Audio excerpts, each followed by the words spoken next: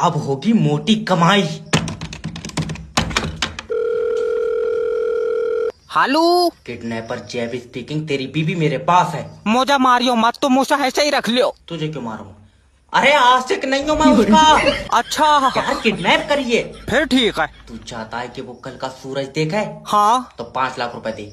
तो रहने दो, सूरज चांद देख लेगी। अरे तेरा दिमाग सही है? तेरी बीबी इस टाइम मौत और जिंदगी के बीच में झूल रही है। अरे झूले पैसा उतार ले, उल्टी कर देगी वो। यार झूले पे बैठा लिया, कम से कम मुझसे पूछ तो लेता। दल्ले हल्का उल्का आ गया। अगर मुझे आज शाम तक पैसे नहीं मिले, मैं इसकी एक टांग काट लूंगा। और दूसरी टांग? वो कल को काटूंगा। ले आओ, तो दोनों आज ही काट लो, तुम्हारा टाइम नहीं बचेगा।